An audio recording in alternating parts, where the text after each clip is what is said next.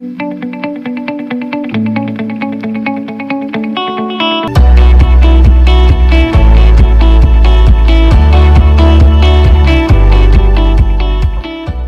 morning, students.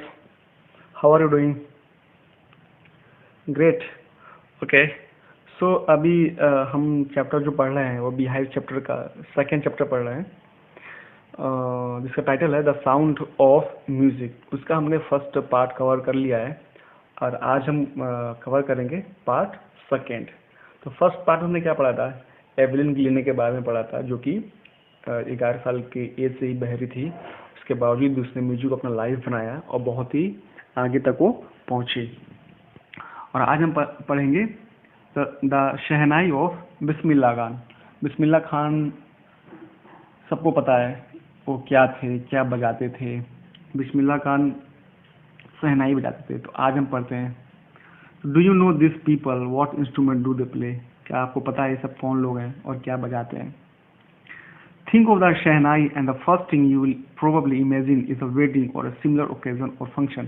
कह रहा है कि जब भी आप शहनाई के बारे में सोचते हैं आपके दिमाग में शादी आता है या फिर ऐसे कोई फंक्शन आता है जिसमें शहनाई बजाई जाती है।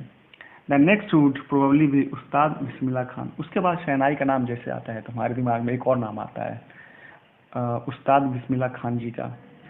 वो क्या थे? The shehnai master of playing the instrument. और शहनाई के वो पक्के मास्टर थे। उन्होंने शहनाई को बहुत ही आगे तक लेके गए। तो आइए पढ़ते हैं, जानते हैं शहनाई के बारे में। Emperor Aurangzeb banned the playing of a musical instrument called pungi in the royal residence for it had a shrill, unpleasant sound।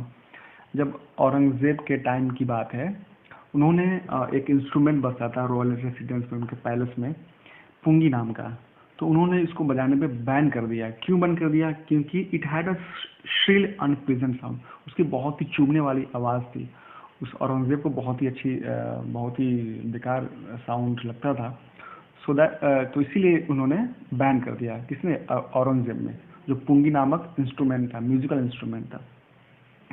पुंगी became the generic name for reeded noise maker. और पुंगी क्या था? एक जेनरिक नेम बन गया। Generic name मतलब कि एक क्लास को नाम दिया जाता है, जैसे आप लिखा है a name given to a class और ग्रुप एज अ होल। तो जेनरिक नेम बन गया reader noise maker. Reader noise maker जिसमें कि रीड्स होता है उसमें, जैसे फ्लूट में, क्लैरिनेट में, जिससे कि जो नॉइज प्रोड्यूस करते हैं, ऐसे इंस्ट्रूमेंट को पुंगी मतलब जो भी हवा से बजता है उसको एक पुंगी मतलब नाम दिया गया। कोई भी इंस्ट्रूमेंट जो हवा से बजता था उसको पुंगी बोल दिया गया, ऐसे जनरल पूरे क्लास को। Few had thought that it would one day be revived। बहुत लोगों को लगा था कि एक दिन शायद पुंगी वापस आ जाएगा, क्योंकि औरंगजेब ने इसको बैन कर दिया था उस समय। A barber of a family of professional musician who had access to the royal palace। कह रहा है कि उस समय की बात है, एक जो बार्बर था और वो साथ ही साथ प्रोफेशनल म्यूजिशियन भी था, क्योंकि उसके परिवार के लोग म्यूजिक गाते थे, बजाते थे। Who had access to the royal palace, और रॉयल पैलेस वो जाता था barber. Decided to improve the tonal quality of the पुंगी। तो उसने क्या किया?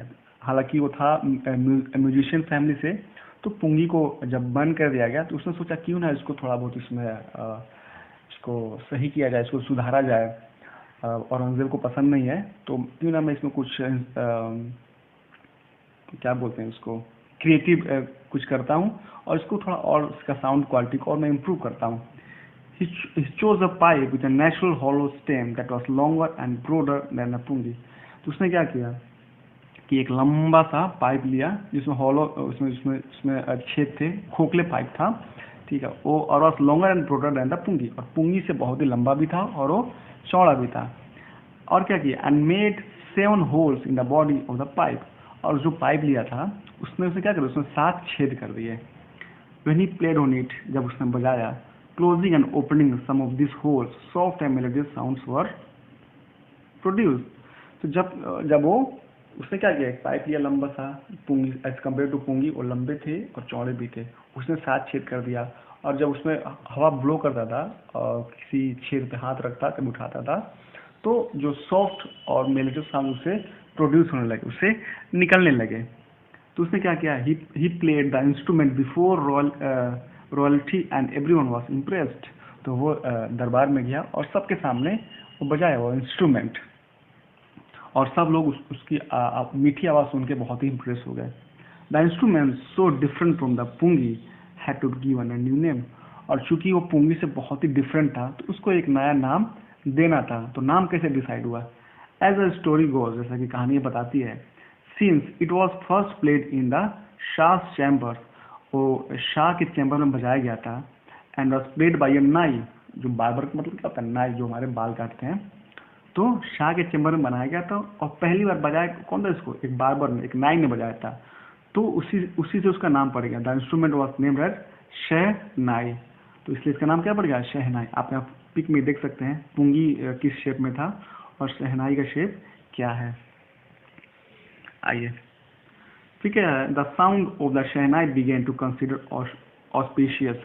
ऑस्पिशियस मीन्स क्या होता है? ऑस्पिशियस मीन्स होता है शुभ, या जो अच्छे लक के लिए होता है, उसको ऑस्पिशियस बोलते हैं। तो कुछ ही दिनों बाद जो भी शहनाई को हम लोग किस में कंसिडर करने लगे? शुभ अवसर पे इसको शुभ मानने लगे, और इसको यूज कहाँ करने लगे? शुभ शुभ जगह पे। जैसे, and for this reason it is still played in temples, और यही कारण है कि आज भी इसको टेम्पल्स में बजाया जाता है। And is an indispensable component of any north Indian wedding. Indispensable मतलब होता है कि जिसको मतलब इग्नोर ना किया जाए, इनएविटेबल, मतलब इसको तो बजाया जाना है ये शादियों में। किसमें शादी में? जो नॉर्थ इंडिया के जो शादी होता है इसमें लोग बजाते हैं। क्यों? क्योंकि इसको बहुत ही शुभ कंसीडर करते हैं, इसको बहुत ही ऑस्पिशियस कंसीडर करते हैं, इसीलिए इसको हर शादी में बजाया जाता है। In the past the shehnai was part of the नौबत और traditional ensemble of 9 instrument found at royal court। कह रहा है पास्ट में जो भी शहनाई को बजाया जाता था कहाँ पे? नौबत। नौबत एक तरह की असेंबली को बोलते हैं। जो भी ट्रेडिशनल असेंबली होती थी तो उसमें जो राज दरबार था उसमें टोटल 9 इंस्ट्रूमेंट हुआ करता था, और शहनाई भी उसका एक हिस्सा बन गया था। Till recently it was use only in temples and wedding. उस समय तक केवल वो टेम्पल्स और शादियों में भी यूज हो रहा था। और उसके बाद से अभी तक, sorry, till recently it was use only in temples and wedding. उसके बाद से शादी और टेम्पल्स में भी यूज होने लगा। The credit for bringing this instrument on to the classical stage goes to Ustad Bismillah Khan. और सारा क्रेडिट इस जो शहनाई है उसको ऊपर लाने के लिए सारा क्रेडिट सिर्फ एक आदमी को जाता है। किसको जाता है? उस्ताद बिस्मिल्लाह खान को। यही वो शख्स हैं जो कि शहनाई को बहुत ही ऊपर तक लेके आए। अब कहानी चलती है उस्ताद बिस्मिल्लाह खान के बारे में। अच्छा, 5 years old, जब वो 5 साल के थे, Bismillah Khan played gilli danda near a pond in the ancient state of Dumraon in Bihar. तो वो गिल्ली डंडा पॉन्ड के किनारे खेला करते थे। एक गांव था डुमराव जो कि बिहार में पड़ता था, तो वहाँ पे वो खेलते रहते थे। He would regularly go to the nearby Bihari Ji temple to sing the Bhojpuri Chaita. Bhojpuri Chaita एक तरह का सॉन्ग है, बजाया जाता है। तो डेली मंदिर में जाते थे और उसको गाते थे। क्या चीज़? भोजपुरी चैता। कहाँ पे? बिहारी जी टेम्पल में। At the end of which he would on a big laddu weighing 1.25 kg, a prize given by the local महाराजा। और एक बात तो क्या हुआ कि वहाँ के जो लोकल महाराजा थे तो वो इतने प्रसन्न हो गए इनके गाने को देखकर, इन्होंने एक ही लड्डू को 1.5 किलो का एक लड्डू उन्होंने इसको पुरस्कार के तौर पे इनको दे दिया। दिस हैपेंड 80 years ago, और ये 80 साल पहले की बात है। And the little boy has travelled far to earn the highest civilian award in the India, the Bharat Ratna. तो कह रहा है कि ये बात जो है, जो लड्डू मिलने की बात है, वो 80 साल पहले की बात है। और आज आपको पता होगा कि ये जो हाईएस्ट सिविलियन अवार्ड जो इंडिया में होता है, जो मतलब अच्छे नागरिक होने का सबसे अच्छा पुरस्कार होता है, वो होता है भारत रत्न। इनको भारत रत्न मिला है। बॉर्न ऑन 21 मार्च 1916, इनका जन्म कब हुआ था? 21 मार्च 1916 में। Bismillah belongs to a well known family of musician from Bihar. इनकी जो फैमिली थी वो सारे के सारे क्या थे? म्यूजिशियन थे। हिज ग्रैंडफादर रसूल बख्श खान, उसके जो ग्रैंडफादर थे Rasool Bakhsh Khan was the shehnai nawaz of the Bhojpur king's court. वो उस समय जो वहाँ पे पहले के ज़माने पे इंडिपेंडेंस से पहले क्या होता था, पहले तो केवल राजाओं का हुक्म चलता था, राजवाड़े होते थे। तो वहाँ पे उस राजा, जो कौन सा राजा था, भोजपुर किंग के यहाँ, भोजपुर किंग के दरबार में शहनाई बजाते थे रसूल बख्श खान, जो कि बिस्मिल्लाह खान के दादाजी थे। हिज फादर पैगंबर बख्श, इसके पापा जो पैगंबर बख्श उनका नाम है, and other paternal ancestor were also great shehnai player. इनके पापा और उनके पापा से इनके फैमिली में जो भी पैटर्नल एंसेस्टर रहे, इसके जो पूर्वज रहे हैं, सारे के सारे बहुत ही अच्छे शहनाई बजाने वाले थे, अच्छे बजाते थे। तो इस फैमिली से वो बिलोंग करते थे, Ustad Bismillah Khan ji. The young boy took to music early in life, और बहुत ही कम एज में ही इन्होंने म्यूजिक को सीखना शुरू कर दिया। At the age of 3 when his mother took him to his maternal uncle house in Banaras, जब वो 3 साल के थे, इसकी मम्मी इनके मामा के घर ले गए, जो कि बनारस में पड़ता है। Bismillah was fascinated watching his uncles practise the shehnai, और उसके मामा भी बड़े अच्छे से शहनाई बजाते थे। तो उनको ये शहनाई को देखकर बहुत ही फैसिनेट हुए, बहुत ही मतलब इंट्रीग हुए, बहुत ही इनके अंदर एक इंटरेस्ट जगा कि मुझे भी सीखना है। सुन बिस्मिल्लाह स्टार्टेड accompanying हिज अंकल, और कुछ दिनों बाद अपने अंकल का भी साथ देने लगे शहनाई बजाने में। Ali Bakhsh to the Vishnu temple of Banaras where Bakhsh was employed to play the shehnai, और अली बख्श उनके जो भी मामा का नाम था, वो विष्णु टेम्पल जो कि बनारस में था, वहाँ पे वो काम करते थे और शहनाई बजाने का काम करते थे। अली बख्श would play the shehnai and Bismillah would sit captivated for hours on end, और जो उनके मामा थे अली बख्श, वो मतलब 2-3 घंटे लगातार वो शहनाई बजाते थे, और बिस्मिल्लाह खान जी बैठ कर चुपचाप उनको देखते थे और सीखते थे, देखकर घंटों बैठ के देखते थे और सीखते थे। Slowly he started getting lesson in playing the instrument and would sit practicing throughout the day, और धीरे धीरे म्यूजिक का लेसन लेने लगे, म्यूजिक सीखने लगे और उसको दिन भर प्रैक्टिस करने लगे। For years to come the temple of Balaji and Mangla Maiya and the banks of the Ganga became the young apprentice's favorite haunts where he could practice in solitude। कह रहे हैं अकेले में बालाजी का मंदिर था, मंगला मैया था, गंगा जी के जो किनारे था, यंग वहाँ पे बैठ के अकेले में प्रैक्टिस करने लगे और ये सीखने लगे। The flowing waters of the Ganga inspire him to improvise, और जो गंगा किनारे बैठ के जब वो बजाते थे, तो जो गंगा की धारा थी उससे देखकर बहुत उनको इंस्पिरेशन मिलता था। And invent ragas that were earlier considered to be beyond the range of shehnai, और बैठ के वहाँ पे नए नए राग जो होता है, इसको हिंदी में राग बोलते हैं, उसको इन्वेंट करने लगे, और जो कि अभी तक किसी ने भी शहनाई उस तरीके से शहनाई किसी ने भी अभी तक नहीं बजाया था। वो बैठकर एक नई नई धुन तैयार करने लगे और बहुत ही अच्छा नया नया धुन बनाने लगे। एट द एज ऑफ 14, और जब 14 साल के हुए, बिस्मिल्लाह accompanied his uncle to the Allahabad music conference, और इलाहाबाद म्यूजिक कॉन्फ्रेंस में भी जब इसके अंकल गए थे तो ये भी उनके साथ गए थे और उनके साथ में बजाए थे इन्होंने 14 साल के एज में ही। At the end of his recital, और जब उनका जो गाना बजाना खत्म हुआ, Ustad Faiyaz Khan patted the young boy's back and said, तो एक उस्ताद वहाँ पे फयाज खान थे, उन्होंने बच्चे को देखा था, मतलब बिस्मिल्लाह खान जी को, उनको देखकर बहुत खुश हुए और उनकी पीठ थपथपाई और बोला, work hard and you shall make it. कह रहा कि बेटा एक काम करो, तुम इसमें मेहनत करो, पूरा दम लगाओ, अच्छी तरह से सीखो, तुम बहुत ही आगे जाओगे। With the opening of All India Radio in Lucknow in 1938 came Bismillah big break, और जब ऑल इंडिया रेडियो, पहले के ज़माने में ही एक इंटरटेनमेंट का साधन हुआ करता था, तो जब ऑल इंडिया रेडियो का शुरुआत हुआ लखनऊ में 1938 में, तब जाके बिस्मिल्लाह खान को एक बिग ब्रेक मिला। बिग ब्रेक मतलब कि एक गोल्डन अपॉर्चुनिटी मिली वहाँ से उनको, मतलब करियर को एक क्वांटम लीप मिला उनको। He soon became an often heard shehnai player on radio, और वो रेडियो पे शहनाई बजाया करते थे, और इनको सबसे ज़्यादा सुना जाने वाला शहनाई प्लेयर बन गए थे। किस पे? ऑल इंडिया रेडियो पे। फिर क्या रहा, when India gained independence on 15 अगस्त 1947, जब भारत को आज़ादी मिली 15 अगस्त 1947 को, तो Bismillah Khan became the first Indian to greet the nation with his shehnai.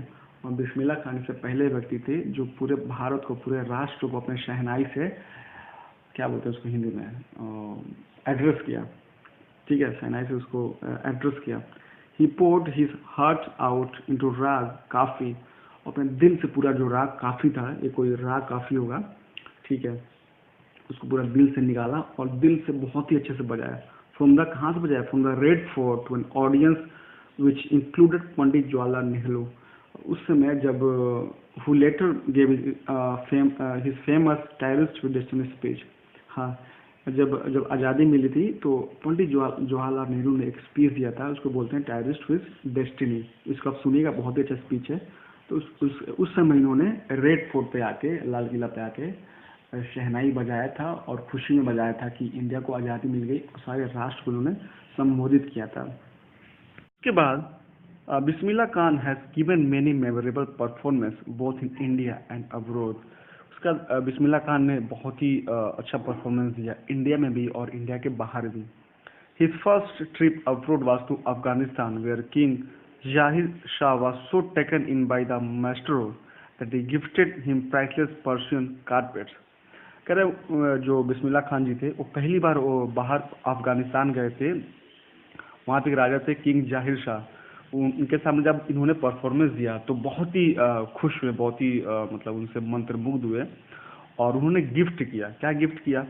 Priceless Persian carpet. So carpet होता है ना, पर्सन कारपेट उन्होंने गिफ्ट दिया। And other souvenir. Souvenir means क्या होता है कि लेट से हम कहीं जा रहे हैं और वहाँ से कोई चीज़ लाते हैं अपनी यादें के लिए। जैसे लेट से आप कुशीनगर जा रहे हैं, वहाँ से आप महात्मा बुद्ध का एक छोटा सा स्टैचू लेके आ रहे हैं, मूर्ति लेके आ रहे हैं छोटा सा, तो आप एक याद के तौर पर ला रहे हैं, तो उसी को ही सोवेनियर बोलते हैं। तो उन्होंने पर्सनल कारपेट्स और भी सारी चीज़ें दिया अफगानिस्तान की याद के तौर पे। The king of Afghanistan was not the only one to be fascinated with Bismillah music. कह रहा कि केवल जो अफगानिस्तान के राजा थे वे ही नहीं इनसे मंत्रमुग्ध हुए, वे ही नहीं इनसे केवल बहुत ही प्लीज हुए इनकी म्यूजिक सुनकर, बाकी बहुत सारे इनसे सुन के क्या हुए थे, बहुत ही लोगों को अच्छा लगा था क्योंकि बहुत ही अच्छा वो शहनाई बजाते थे। Film director Vijay Bhatt was so impressed after hearing Bismillah play at a festival that he named the film after the instrument। कह रहे कि फिल्म डायरेक्टर थे विजय भट्ट, वो भी इनके परफॉर्मेंस को सुन के इतने इम्प्रेस हुए कि इन्होंने एक मूवी का नाम दे दिया, एक फिल्म का नाम दे दिया। उस फिल्म का नाम क्या था? गूंज उठी शहनाई। ये बहुत ही जो विजय भट्ट थे वो बहुत ही इंस्पायर हुए थे इनके शहनाई बजाने की कला को लेकर, तो इन्होंने अपने मूवी का नाम ही रख दिया Goonj Uthi Shehnai. The film was a hit, और फिल्म बहुत ही हिट रही। And one of the Bismillah Khan compositions, Dil Ka खिलौना है टूट गया। उन्होंने बिस्मिल्लाह खान जी ने एक गाना तैयार किया था जिस गाने का नाम था दिल का खिलौना है टूट गया। Turned out to be nationwide chart buster. इन्होंने सारा रिकॉर्ड तोड़ दिया। ये जो गाना था जो बिस्मिल्लाह खान जी ने बनाया था उसको लोगों ने बहुत ही पसंद किया, बहुत ही सराहा और सारे रिकॉर्ड्स तोड़ दिए। Despite this huge success in the celluloid war. Celluloid war उसको बोलते हैं फिल्मी दुनिया को। तो इन्होंने बहुत ही सक्सेस मिला उनको, बिस्मिल्लाह खान जी को, फिल्मी दुनिया में। Bismillah Khan ventures in film music were limited to two. लेकिन इन्होंने केवल 2 ही फिल्म के लिए ही काम किया। पहला विजय भट्ट के लिए गूंज उठी शहनाई, एंड विक्रम श्रीनिवास का कन्नड़ जो मूवी थी सनादि अपन्ना, कन्नड़ लैंग्वेज होगी आई थिंक, सॉरी। तो इन्होंने मात्र 2 ही मूवी में काम किया, उसके बाद इन्होंने छोड़ दिया। उन्होंने रीज़न क्या दिया? I just can't come to terms with the artificiality and glamour of the film what he says with emphasis. उसको उनको जो है फिल्मी दुनिया का जो बनावटीपन था, जो भी आर्टिफिशियल म्यूजिक था, उनको ये पसंद नहीं था। वो बहुत ही नेचुरल म्यूजिक बजाते थे। तो इन्होंने क्या डिसाइड किया कि मैं अब मूवी में काम नहीं करूँगा। Awards and recognition came thick and fast. Thick and fast में मतलब क्या होता है कि मतलब बहुत जोर से बहुत लगातार आना। धड़ल्ले से आना। तो उनको अवार्ड्स मिलते गए, रिकग्निशन मिलते गए, लोग उसको सम्मान देते गए। Bismillah Khan became the first Indian to be invited to perform as a prestigious Lincoln Center Hall in the United States of America। ये पहले इंडियन बने जो यूएसए के लिंकन हॉल में इनको बजाने के लिए बुलाया गया, इनको परफॉर्म करने के लिए बुलाया गया। He also took part in the World Exposition in Montreal। Montreal में वर्ल्ड एक्सपोजिशन के लिए भी इनको बुलाया गया।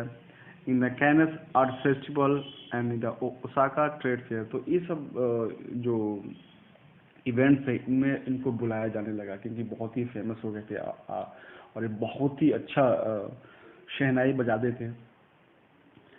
So well known did he became internationally that an auditorium in Tehran. और इतने ज़्यादा बाहर विदेश में इतना फेमस हो गए कि तेहरान में इनके नाम का एक स्टेडियम बन गया। तहार मस्की उस्ताद बिस्मिल्लाह खान, इनके नाम का एक स्टेडियम भी बना दिया गया। ये इतने ज़्यादा फेमस हो गए थे विदेश में। National awards like the Padma Shri, the Padma Bhushan and the Padma Vibhushan were conferred to him. और इनको इतने इनके काम के लिए, इनके अच्छे सिटीजन के लिए इनको पद्म श्री भी मिला था, पद्म भूषण भी मिला था, पद्म विभूषण भी मिला था इनको।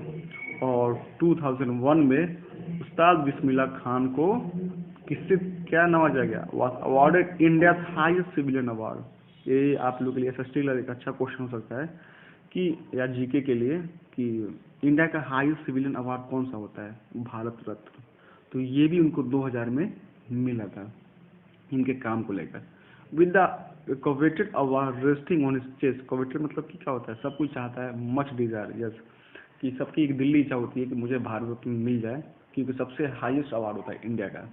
तो ये भी चाहते थे इनको अवार्ड मिले ये वाला। तो ये भी जब इनको मिला तो अपने चेस्ट से लगाए and his eyes glinting with rare happiness he said. और आंखों से खुशी चमका और बोले, all I would like to say is, बस मुझे इतना ही कहना है, टीच योर चिल्ड्रन म्यूजिक, अपने बच्चों को म्यूजिक सिखाइए। This is Hindustan richest tradition. और हिंदुस्तान की सबसे रिचेस्ट ट्रेडिशन है ये कल्चर इंडिया का। Even the west is now coming to learn our music. West मतलब यहाँ पे जैसे विदेश के लिए बोला गया, जो हम लोग ईस्ट में पढ़ते हैं, वेस्ट जैसे यूरोपियन कंट्री हुए, बाकी अदर कंट्री हुए, उसके लिए बोले। तो बोले कि आप अपने बच्चों को सिखाइए, हिंदुस्तान का कल्चर है, हिंदुस्तान का परंपरा है म्यूजिक। और यहाँ तक कि अब बाहर के लोग भी इसको सीखने लगे हैं, तो क्यों हम अपने बच्चों को भी म्यूजिक सिखाएं। In spite of having travel all world world, ये इन्होंने बहुत ही शेयर किया, पूरे दुनिया घूमे, पूरे दुनिया में घूम घूम के इन्होंने परफॉर्मेंस दिया। Khan Sahab as he is fondly called, और ये बताते हैं, is exceedingly fond of Banaras and Dumraon and they remain for him the most wonderful towns of the world. कह रहे हैं कि मैंने सारी दुनिया घुमा लेकिन सबसे ज़्यादा मुझे बनारस प्रिय है और डुमराव का वो गांव मुझे बहुत ही प्यारा है। Student of his once wanted him to head shehnai school in the USA. एक जो इनका स्टूडेंट था, जो बाहर का स्टूडेंट था वेस्टर्न कंट्री का, तो उन्होंने एक प्रपोजल दिया बिस्मिल्लाह खान जी को कि क्यों ना हम एक स्कूल खोलते हैं यूएसए में शहनाई से related. And the student promised to recreate the atmosphere of Banaras by replicating the temple here। और स्टूडेंट ने ये भी बोला कि जैसे जैसे बनारस में हम मंदिर रखे हैं उसी का एक रेप्लिका बनाएंगे, मतलब उसी का सेम टू सेम डिज़ाइन हम बनाएंगे और उसका जो माहौल होगा टोटल बनारस की तरह बनाएंगे। बट खान साहब asked him if he would be able to transport river Ganga as well। तो उन्होंने बोला कि अच्छा ठीक है बना लो, लेकिन शर्त ये है कि वहाँ से गंगा भी बहनी चाहिए। तो ये इतने देश प्रेमी थे। Later he is remember to have faith. तो बाद में इन्होंने बोला कि क्या that is why whenever I am in foreign country. बाद में उन्होंने बोला कि जब भी मैं बाहर के देश में होता हूँ, आई कीप यर्निंग टू सी हिंदुस्तान, मुझे एकदम हिंदुस्तान को देखने की बेचैनी होती है। वाइल इन मुंबई, जब मैं मुंबई में होता हूँ, I think of only Banaras and the Holi Ganga. मैं केवल जब भी मैं मुंबई में होता हूँ तो मुझे केवल घर की याद आती है, मुझे बनारस याद आता है, मुझे गंगा जी याद आती हैं। एंड वाइल इन बनारस, जब मैं बनारस होता हूँ, आई मिस द यूनिक मट्ठा ऑफ डुमरा। मट्ठा समझते हैं ना, जो पिया जाता है। तो मैं डुमरा का जो मट्ठा होता है उसको मैं बहुत मिस करता हूँ। तो कुल मिला जुला के ये बहुत ही इंडिजीनियस थे, बहुत ही पैट्रियोट थे, इनको अपने देश से, अपने गांव से बहुत ज़्यादा लगाव था। Ustad Bismillah Khan life is a perfect example of the rich cultural heritage of India. बताते हैं कि जो बिस्मिल्लाह खान है एक परफेक्ट एग्जाम्पल है हमारे इंडिया का जो कल्चर है, जो विविधताएं हैं, जो डाइवर्सिटी है, उसका परफेक्ट एग्जाम्पल है। One that effortlessly accept that devout Muslim like him, कि इतने ज़्यादा डिवोट में होता है कि जो अपने धर्म को बहुत ही ज़्यादा अच्छे से मानता है, उसका हर रूल्स एंड रेगुलेशन पालन करता है। इतने अच्छे मुस्लिम होते हुए भी can very naturally play the shehnai every morning at the Kashi Vishwanath temple. और इतने अच्छे मुसलमान होने के बावजूद भी ये हिंदू के टेम्पल में, काशी विश्वनाथ टेम्पल में बजाते थे। तो ये इनका जो कैरेक्टर था बहुत ही प्यारा था, ये और ये हम लोग में भी आना चाहिए। उस्ताद Bismillah Khan pass away on 21 अगस्त 2006। ये इनका जो देहांत था 21 अगस्त 2006 में इनका हो गया। कितने केज में होता है? 90 आफ्टर प्रोलॉन्ग, उनको कोई बीमारी थी प्रोलॉन्ग, जो लंबे समय से बीमारी चली आ रही थी, 90 के एज में इन्होंने अपना दम तोड़ दिया। He was given a state funeral and a government of India declare one day national morning. और इनको एक स्टेट फ्यूनरल दिया गया गवर्नमेंट की तरफ से, और declare one day national morning. Morning से होता है ना कि दुख व्यक्त करना, तो एक दिन के लिए गवर्नमेंट की तरफ से अलाउड था कि इनके देहांत में आप लोग अपना दुख व्यक्त कीजिए। सो तो हम इससे क्या सीख सकते हैं? इससे हम इनसे ये सीख सकते हैं कि अपना काम मेहनत से किया जाए, जिस भी काम में लगा है उसको मेहनत से किया जाए, और सबसे बड़ी बात कि पैट्रियट, अपने देश के लिए सब कुछ किया जाए। ओके बेटा, okay, bye bye, take care.